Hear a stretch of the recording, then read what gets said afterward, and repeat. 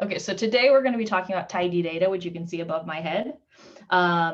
Tidy data is what our data should look like. It's basically a very specific format that has been broadly theorized by Hadley Wickham, the creator of the tidyverse. See that tidy data. Is a standard way of mapping the meaning of a data set to its structure. So if I start sharing my screen, share that one, we will start talking about what tidy data is, what are the rules of tidy data, and then actually how can we get things into tidy data format. So I need to start in our Markdown document for today. Usually I do this ahead of time, but I haven't been doing that, and sometimes that's not a good thing. So today we will be doing lecture or class 12.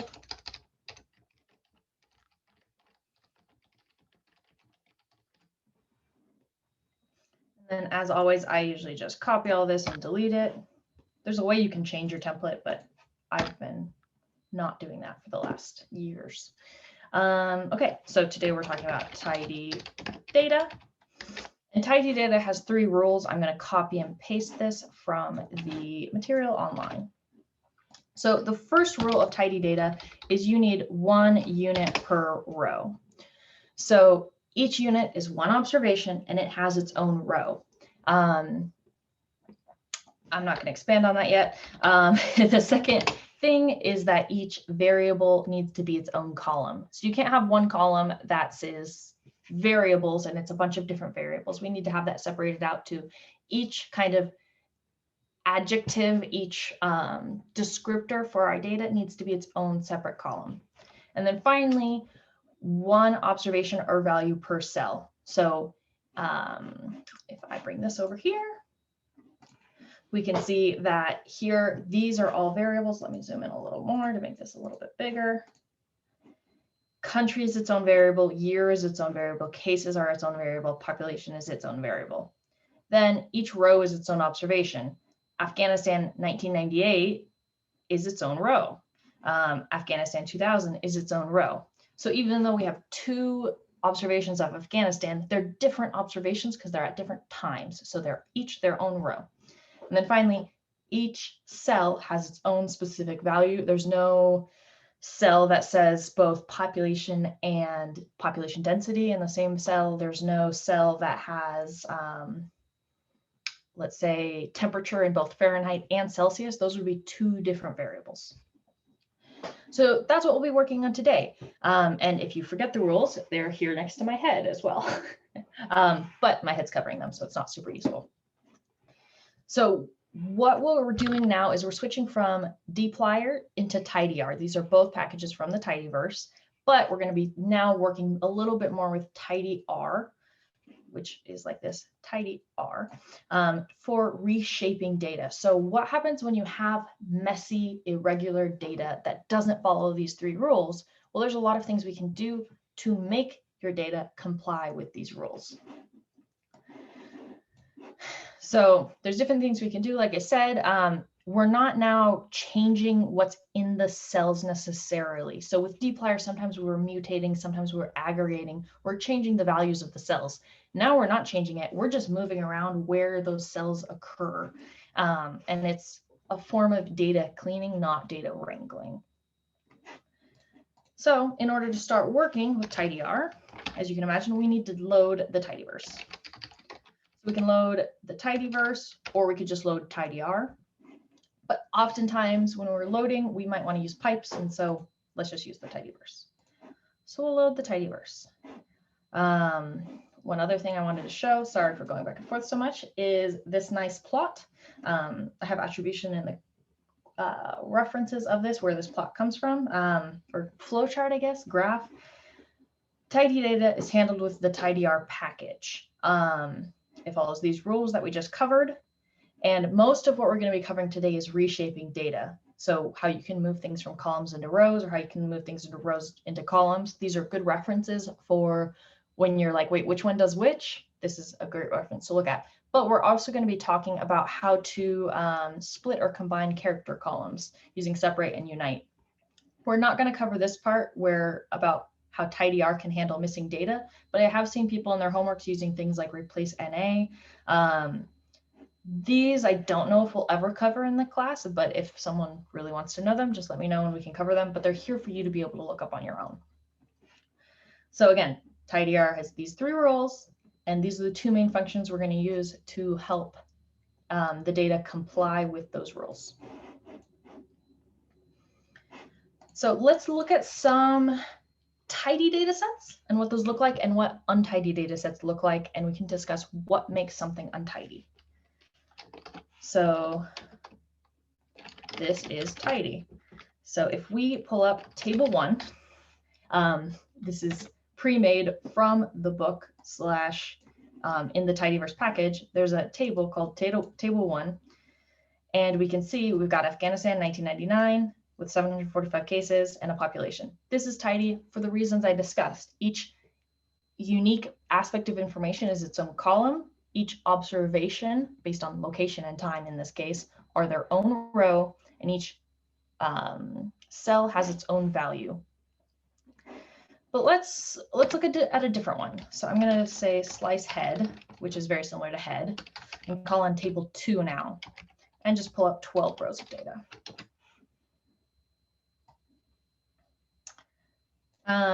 Can you all look at this and tell me what about this is a violation of tidy data?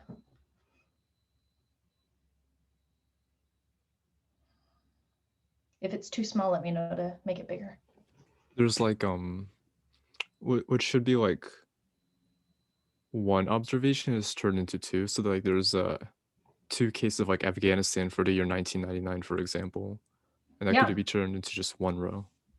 Yeah, so you're pulling on the first rule, 1 unit per row. That's great. This is also interacted with another rule, which is that there's 1 variable per column. In this case, cases and population are 1 column called count. So those rules are kind of intertwined because it made everything to go longer and is not complying with the rules. So thank you, Semyon.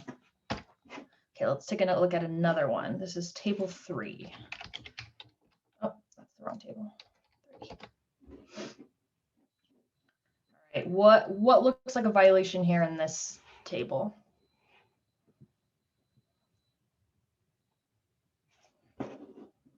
It's the 1 observation per cell. Great, yeah. So we have 2 different things separated by a backslash. And so I assume these are 2 different variables basically in 1 cell. Great job, Mary. Okay, let's take a look at another one, table 4A. This one's a little bit trickier, but I think you'll be able to get it. So in this table, we've got Afghanistan, Brazil, and China, and then a variable 1999 and a variable 2000. What's wrong with this one?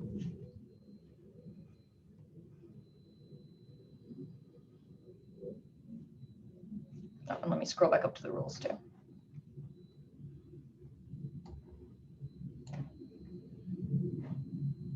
Any ideas?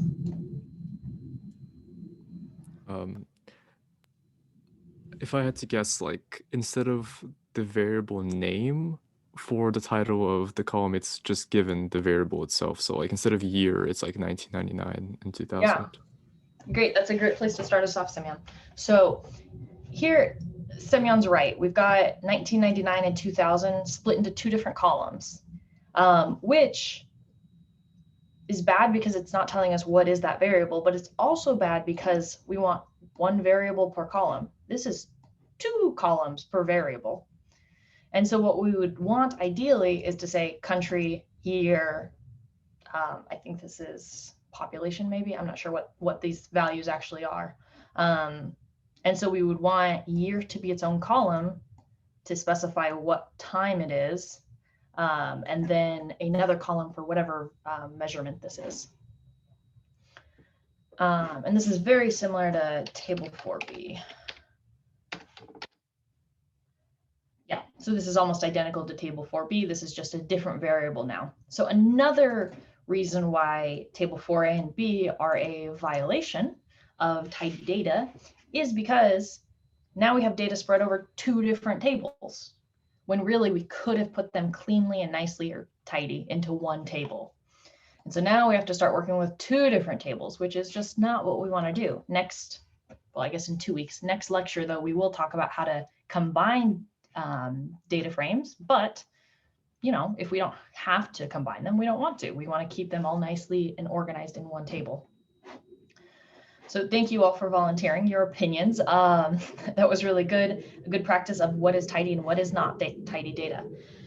So now we have to start talking about how we can take these unfortunate versions of data and make them tidy.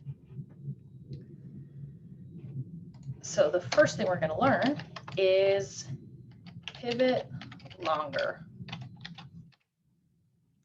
So, well, and let me write ahead. We're also going to learn today pivot wider. And I'm writing these both out so that we can see the difference. Pivot longer is going to take data and literally like kind of squish it and make it go longer. And then pivot wider will take data that is long and make it go wider. That's not a very great description, but I think I will keep explaining them as I go over the functions, and that will help explain it more. One important thing to note here is if you're looking through like the help pages, or if you're looking on forums, this used to be called Gather.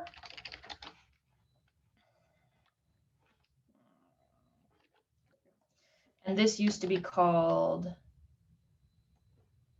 sorry, I just forgot it, Spread. Spread. Oh, nope, Spread. Okay. Another note is that this makes things into a comment, so it's not going to print. For me, it's just separating it out and showing it's not part of the lesson. Again, this is just so that when you're looking at old documentation, you know it's the same thing, but these are now deprecated, meaning they're not going to be maintained fully like these other functions are, and these other functions are the newer versions and are much better and a better syntax and easier to use. Okay, so let's look back at table 4A and 4B. So table 4A and table 4B, we can run this entire chunk to look at these 2 tables. These tables are in the wide format, meaning we have more columns than we want, and we want these to be in less columns. Technically, they're still going to have the same amount of columns when we're done, but they will be organized better. So let me show you this figure so that helps make sense, and then we'll go over the descriptions a little bit better. Oh, that's way too big. Okay, so this is what the data looks like, and we want it to look like this. So you can see we're getting longer, and even though we have the same number of columns, we're kind of smushing it together and making things longer. So the 1999 and 2000 get repeated often, and then we have our cases get repeated as well. So now, though, we have each row as its unique observation. So let's keep working on this, and I think it'll help us figure out what the heck I'm talking about. These are harder concepts to grasp, and so I'm doing my best, but feel free to ask questions. So the basic syntax for pivot longer.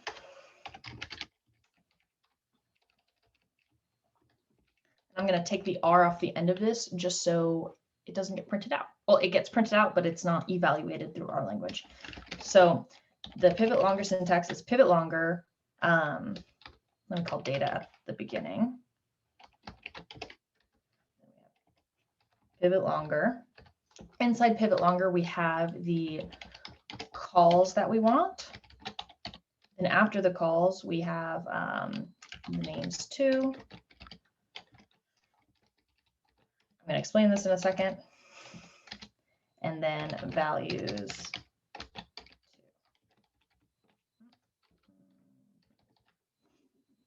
Make this the same depth so it makes a little bit more sense.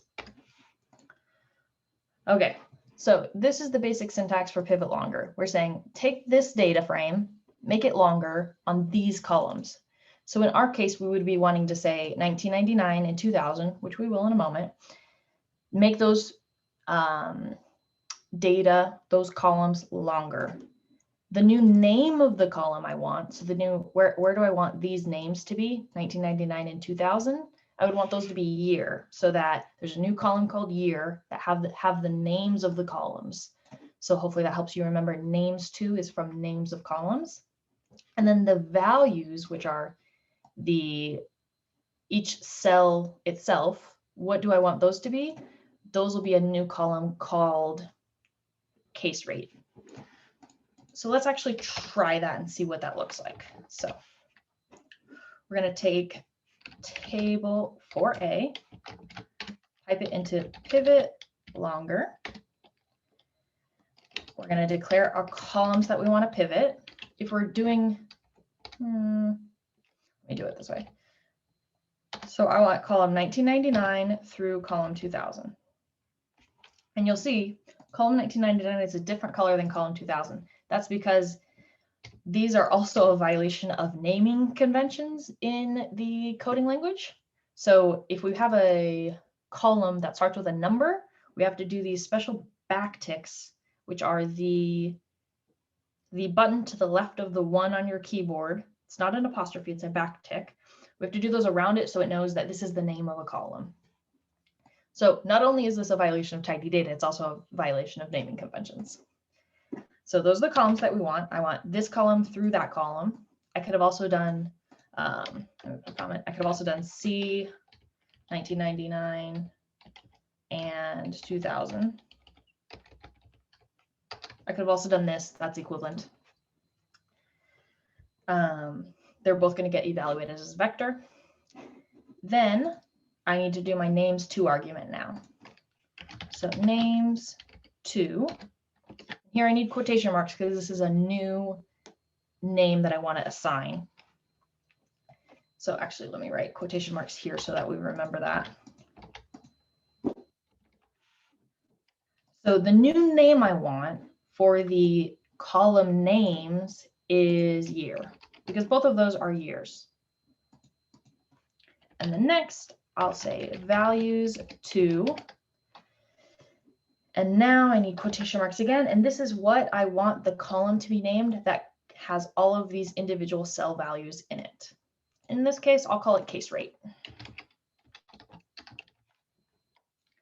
So now let me run that and let's see what that actually changes the data to. So we've got table 4A, which looks like this. And now we've got table 4A pivoted, which looks like this. We've got year and we've got case rate. Do we have any questions about this so far? Looks like everyone's following along. Let me know if you're getting any errors.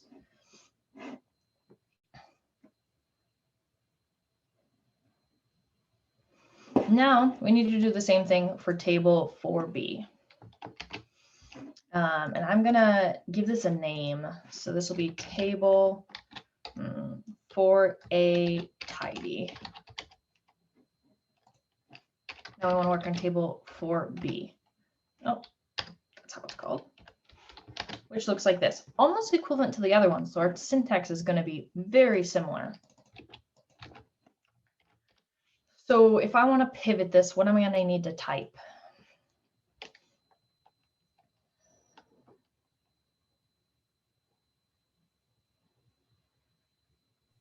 The same thing, but with like population, I think. Great, very good. So I'm actually just going to copy it. If it's the same thing, let's just copy it. And let's specify, instead of case rate, let's specify exactly what it is. In these cells, these are actually cases, so case rate would be fine. And in these cells, this is population, as Raphael said. So let me run that one so we have that one saved. And now let me run this one to make sure it looks right. So we've got country, year, and population. So we're saying go through those two columns, take the column names and make a column called year, and take the cell values and make a column called population. That looks great.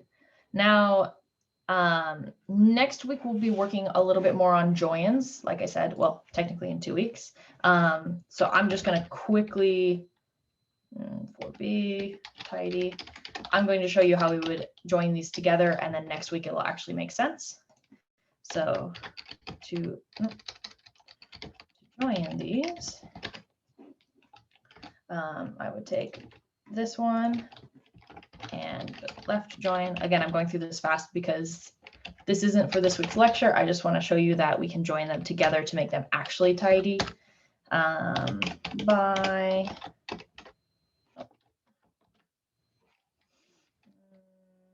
run it by year. What's the name of the country? Country and year.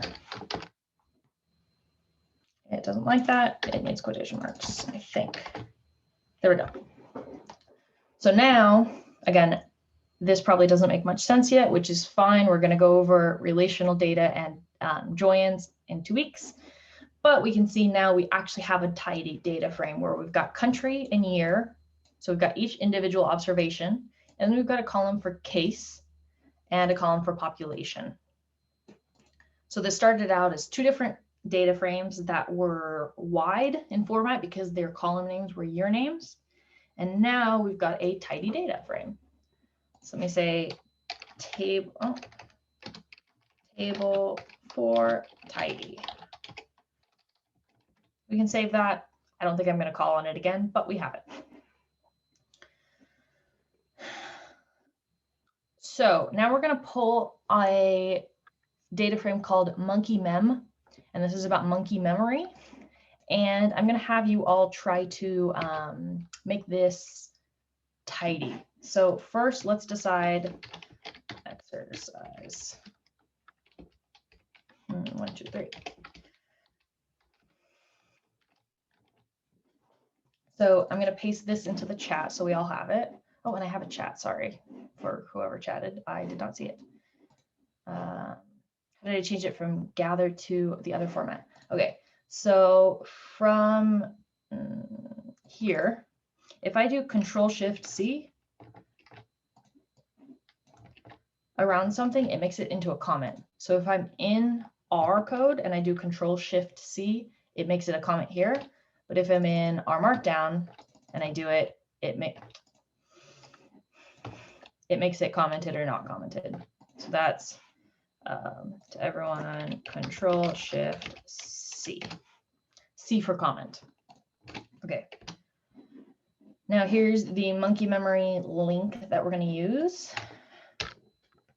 So we're going to download or read the CSV from a website called Monkey Memory, and then we're going to have a glimpse at it. So here you can see we've got the name of the monkey, the treatment, and then we've got week 2, week 4, week 8, week 12, week 16. So first, as a group, what do we think are the issues with this data set? I can also pull it as monkey mem to see it like this. What are the issues with this? What are the violations that are making it not tidy? I think Sydney's talking, but she's muted. It should have one column as week instead of all the different weeks. Exactly. Great job, Sydney. So I'm going to give everyone like 3 minutes by themselves first to try to pivot this, and then we'll do it as a group. So if I want to take monkey mem and I want to pivot longer, what do I need to put inside pivot longer? I'll give everyone a few minutes. Till about like 55. I have a question. I know it's Yes. a violation of the rules, but why is it wrong for that? So in this case, if I wanted to It's put better this to make a into timeline. Wait, Mhm. wait. It's like So- easier to make a timeline for a spank if you have it that way, you know, for example. Yes, but if we want to do a plot for it, that wouldn't work because we wouldn't have one variable to put on the x-axis. If we want to put this into a regression that has a control for week, we can't put it in. We'd have to put 5 different variables of week. In almost all statistical tests and visualization tools, you need one column so that you can like map that to the x-axis, for instance. Okay.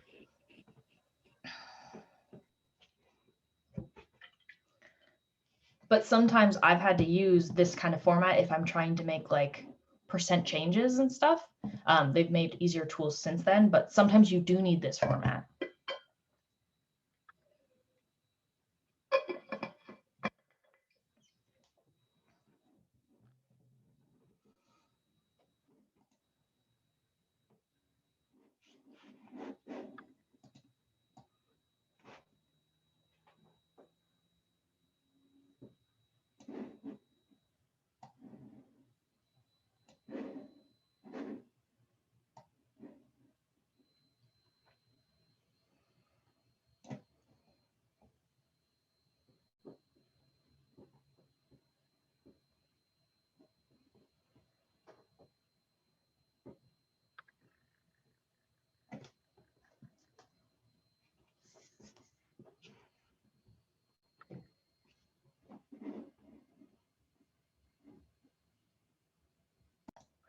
Okay, I'm resuming the recording now. I skipped a few minutes, but I think that's okay.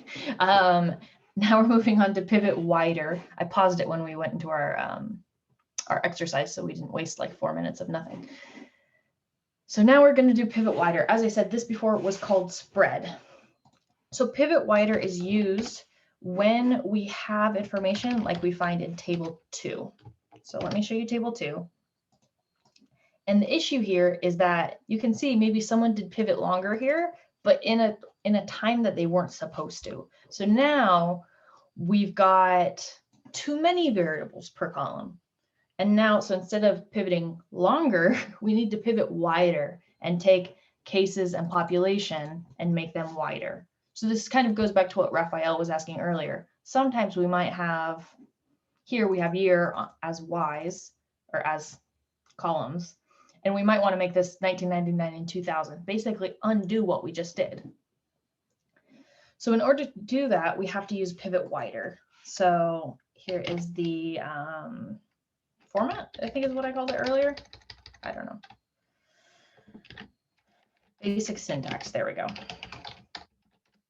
And I'm going to start this in R just so I get my correct indents, and then I'll move it back. So I have my data, and I'll pipe that into pivot longer. In this case, I have, instead of calls, it's ID. Why is it not auto-correcting? I think it's ID calls. I don't know why it's not auto-filling it. We start with ID calls, then we say names from and name values from.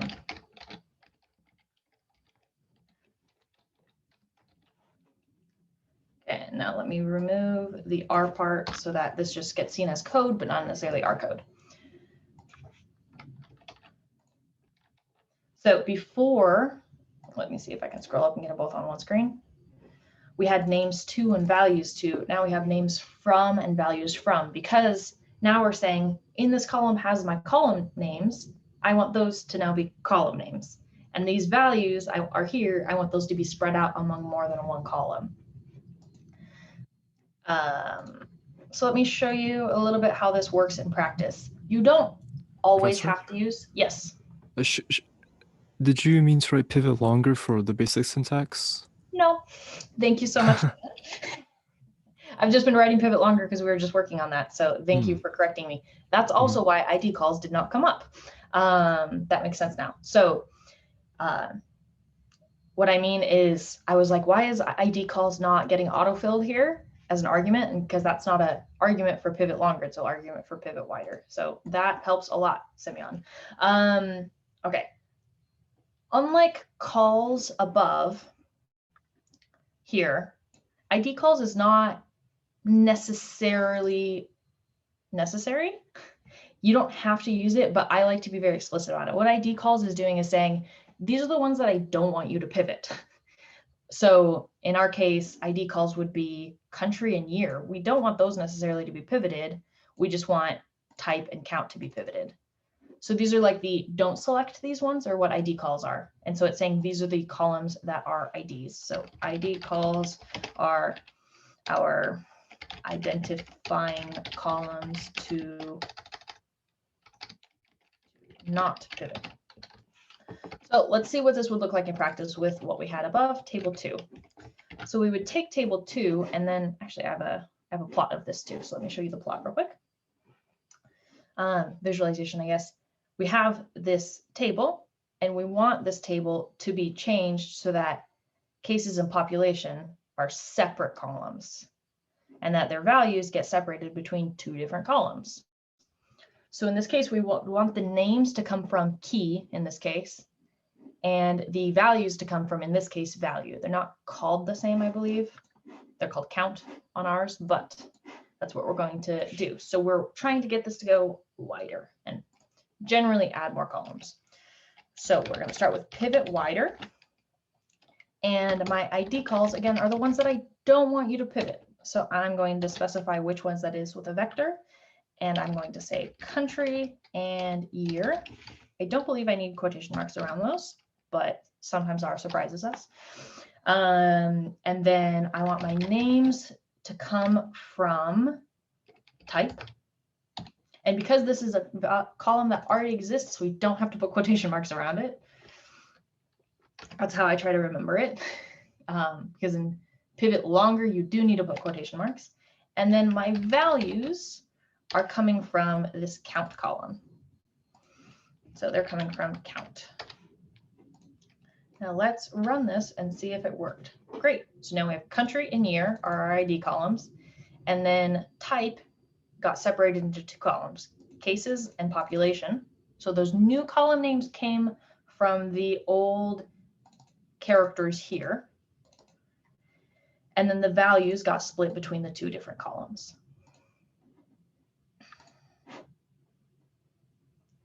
Okay, so now we only really have one example for that. So now let's go through an exercise with a flowers data frame, because we all love flowers and it's springtime, to see to practice what we're doing here. So I'm going to paste this into the chat so you all have the link. Chat, where's it going? There we go. Oh, I noticed in the chat, Mal also said pivot wider. Yep. I don't know how to keep my chat open where I actually see it, but okay, so we have our flowers data frame. And we can see what's the issue with this data frame here.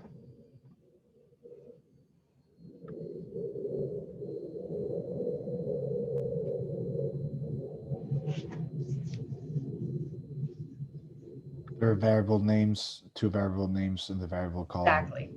And that's the way you're going to most commonly see this. In some programs, like in databases, this is actually a very common way to organize your information is with variable as variable and then all the variables listed.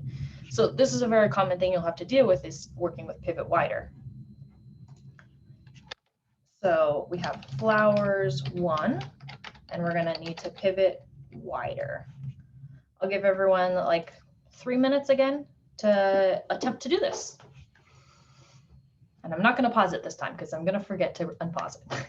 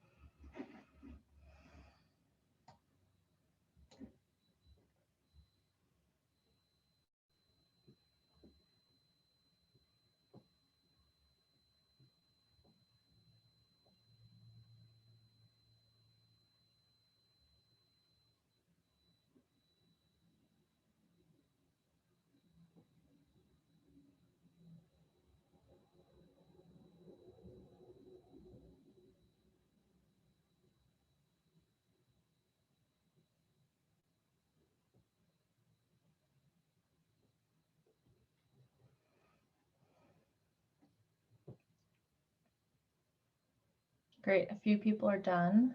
I'll give you all another minute.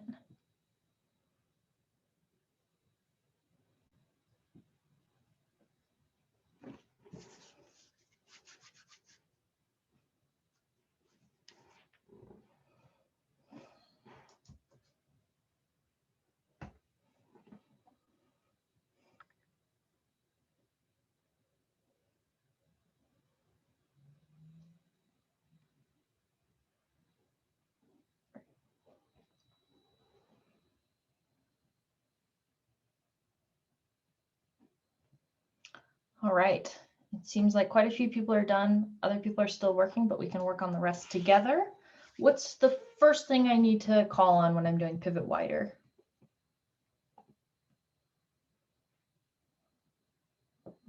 Raphael is muted, but he's saying something. I just have a question. If Yeah, you great. do calls instead of ID calls and the It won't other work. one, it wouldn't work? So if I do question mark pivot, I've had this question in the past too before. If I do question mark pivot wider, we can look at the documentation and we can see what are all of the arguments that can be supplied to pivot wider, and calls is not an argument it's going to recognize. Okay. So if you do that, it's going to give you an error that says argument calls does not exist or something like that. So well, let's see what would happen if I do calls. Or let's do that after we write the correct function. So what do we start with instead of calls? ID calls. Thank you, Semyon. So we start with ID calls, and the columns that are our ID, I'm going to do it as a vector, our time and replication. We could have also done time through replication to avoid making a vector. Well, they both make a vector. It's just different syntax. After that, what do we need to put in? Name from variable.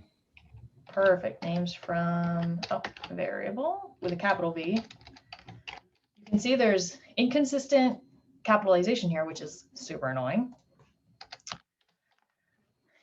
And then finally, what do we need?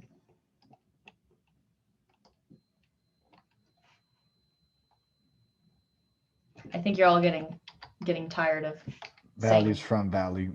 yeah, thanks. Values from value. All right, let's run that and see what that looks like. So now we have time, replication, flowers, and intensity. That looks great to me. Is there anything else we need to cover on that? I don't think so. So I like that time is in its own variable. It's not two different time points as two different variables, because we want all of our information on one aspect of the flowers in one column. Replication, that's great. That's what time it was replicated. If you do experimental work, that would make sense to you. Then we have flowers and intensity. I assume this is like color intensity, but I'm not an ecologist. Okay, and now we have a question from the textbook. So you'll probably run into this again when you do your reading for the week. Why would this not work? Let me put it inside here. So if I try to take this tibble, and pivot wider, why is it going to break?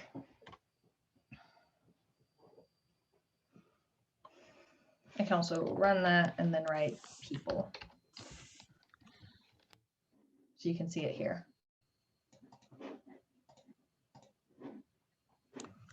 Is it taking the dashed kind of rows as a observation?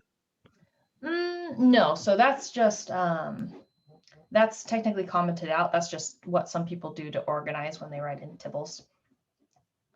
But I like the way you're thinking.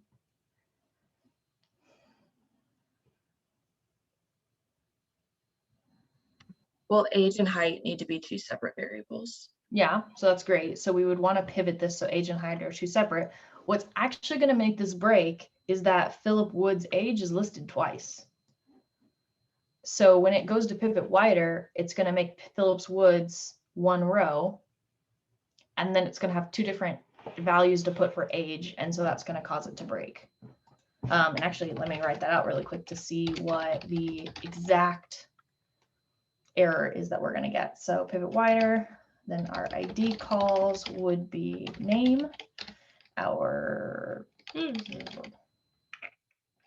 names from key, and our values would be from value. Values are not uniquely identified. Output will contain list columns. So in this case, you can see now we have, instead of a value, each of these are now lists. So it's kind of like a nested data set. So within our data, we've got like smaller data frames because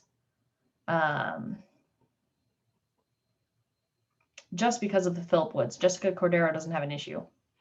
Fun, right? So that's what that kind of error looks like. If you have duplicates, that's what's going to cause the error. Open just new tab. So if some of the things we've covered today are confusing, on the lesson plan, I have this. This is not super friendly to everyone, but this is something that I made for myself so I could keep this separate. This is called an idea map, where I've got pivot wider and pivot longer. Pivot longer reduces columns and adds row column, and pivot wider adds columns. You can choose not to pivot with or select which to pivot with. You've got values to, values from. It's just a map for me of what this means. For a lot of people, this is very confusing information.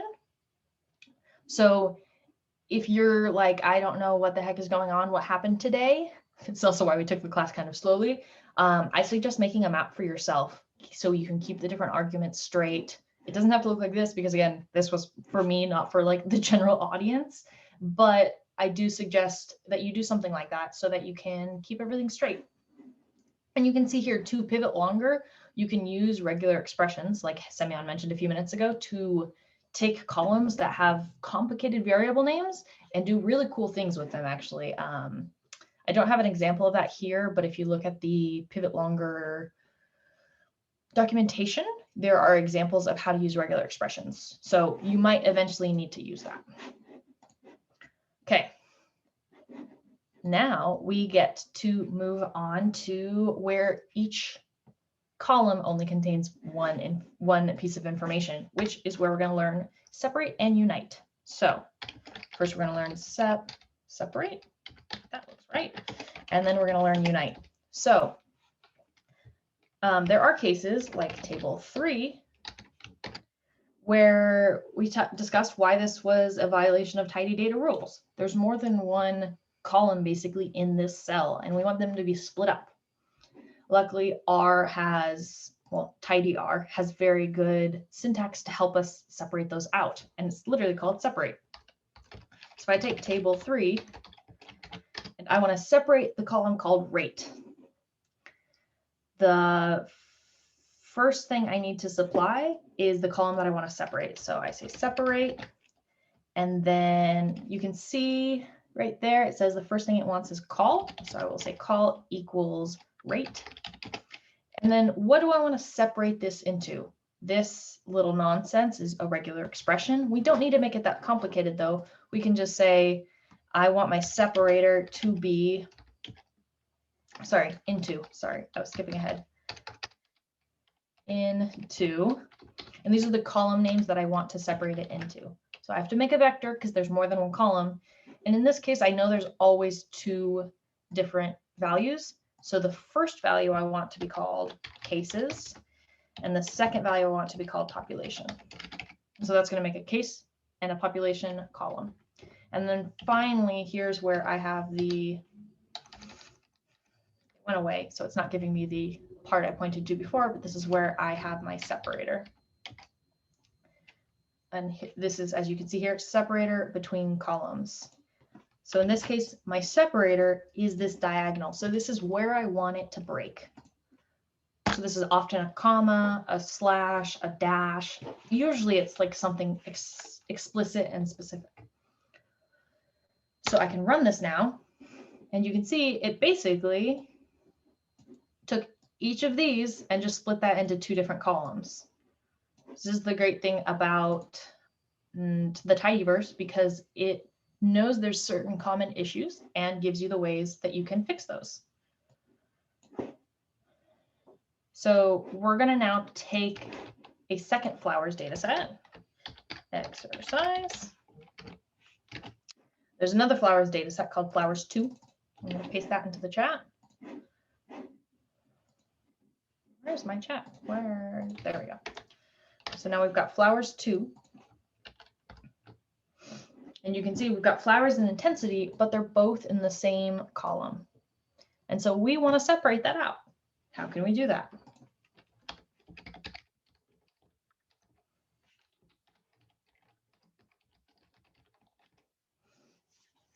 So I'll give everyone just 2 minutes. This one seems a little more straightforward than the pivots.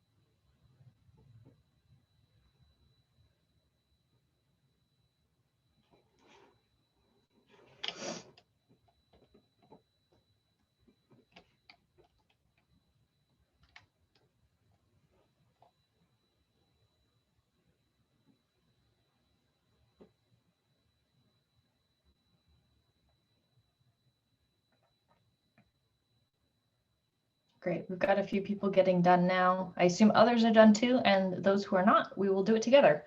So when we separate, first thing we want to do is the column that we want to separate. So if I write flower/intensity, which some of you may have done first, it's going to break. And that's because having a slash or backslash in the middle of your variable name is a violation of variable naming conventions. So you can see even down here, it's got backticks around it. So I'm just going to copy that or manually write backticks around it. Then we've got our into argument. And here we kind of already have our names. We've got flowers and intensity. So I'm going to just paste that and then edit it. And remove that backtick and then put some quotation marks around that. One thing that's great about RStudio is if you highlight something and do something like a parentheses or a quotation marks, it's going to put it around it instead of replacing it because it knows that you want to put quotation marks around it. So we've got our into and then our separator. I assume everyone did that because it's the same type of separator we just dealt with.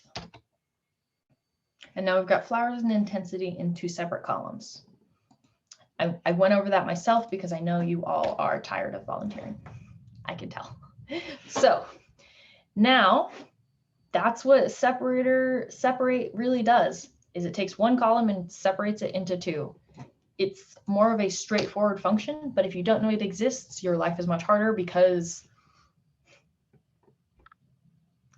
your life can be much harder because this is very simple in terms of like straightforward code. But if you try to do this without separate, it can be a lot more difficult and frustrating. So separate is super useful. Then we also have unite. Separate made 2 columns. Unite is going to combine 2 columns. You can do this without using unite, but again, it's a little bit more complicated. So if I look at, what is the name of the column? Table 5, I think. Yes. Okay, so if we look at table 5, you can see that one of the violations of tidy data here is that we have 1 column of information, the year, separated into century and year. So this isn't super useful because we've got the information spread across 2 columns and we want to combine those 2 and just like put them together, which is what unite is for. So I can take table 5 and use the unite function. There we go. The where I'm at here, the call that I want is the name of the column I want as the outcome, which would be year. So that's the new name. So it's a little bit different, but if you ever get confused, you can always look at the help documentation and it always can help because it would say call the new name of the column, string or symbol. You can also look here and see what that looks like. The second argument it wants is, well, we can look right here in the documentation, ... in this case, the dot dot dot means what are the columns we want to combine together? We want to combine century and we want to combine year. Don't ask me why this doesn't have to be a vector. I'm not positive. I think you could make it a vector, like if we said century through year, but in this case, we don't have to. And I don't really know why, because coding is weird. And then if we want to add a separator, like if we wanted to put a comma or we wanted to put a space, or we could put a space and see what that looks like, we would now have a space between century and year. We don't want a space though. So it works if you just put a comma here. It should work if I make this into a vector like this. And it works if you do it another way. This might be my preferred way to do it because then you're explicitly putting it into one argument, even though it lets you do it into multiple. Yeah, so in this case, we don't want a separator. We could, if we wanted a separator, let's say this was like a time, maybe it was hour and minute, and we wanted to separate it with a colon. But in our case, we don't want a separator. It's 1 year. So we could take this data frame and combine it back together. I think that's not a great use of our time. But what I think we could do is instead do an exercise. Kelsey, sorry. Yes. Do you not need the dot dot dot argument? So technically, the dot dot dot always means like extra information. I don't remember the exact name for it. But that's a tidy selection of the columns to unite. So you can do dot dot dot equals C. Oh, no, I didn't like that. Okay, so you can't do dot dot dot equals C. You have to supply the argument, and it's in the order that the function wants it. So it's always data first, which we supply by doing a pipe. Then we do the column, then we do what columns we want to unite, and then what separator we want. Everything else just goes to the default. So if I didn't include the separator, it would by default give me an underscore, because that you can see the defaults here. Otherwise, the dot dot dot is, you know, we never explicitly say dot dot dot, I guess. Oh, okay. Thank you. Yeah, it's one of these like fancy coding things about tidy select. I don't know. There's a lot of information there that we don't actually need to use. Okay, so in this exercise, I'm going to load the. I think I might just be able to say data. I can't remember. I want the flights data. So let's see. I think NYC flights. Okay, it is its own package. So we've got the NYC flights data. I'm going to say data flights. And you've all used this data a lot, so you're all very familiar with it. We've got a few different columns like year, month, day, time. We've got hour, minute, and time hour. So what I want to do, oh, that's the wrong cell, is take the flights data, and I want to just select the month, day, hour, and minute. Let's see if those are spelled right. Yes, we've got month, day, hour, and minute. We can actually now combine these into a time object, basically. And we're going to work a lot more with time variables. I keep saying things like this, but it's in like week 10 or 9, something like that. But we can do a unite here. So we can unite and say the new variable is, let's just say time. And then it'll be month, day, hour, minute. I'm kind of doing this one on the fly, but let's play with it. Okay, and we have a default underscore because I didn't identify the separator. Maybe what I want to actually do is say date first and do a separator of a backslash. Let's see what that looks like. So we've got date, and then do another unite of call equals time, and do hour and minute with the separator of a colon. So you could do something like that, but you can see these are being read as character columns. We'll learn later how to actually make these into time and date columns. No, I shouldn't play with it because I'm not right.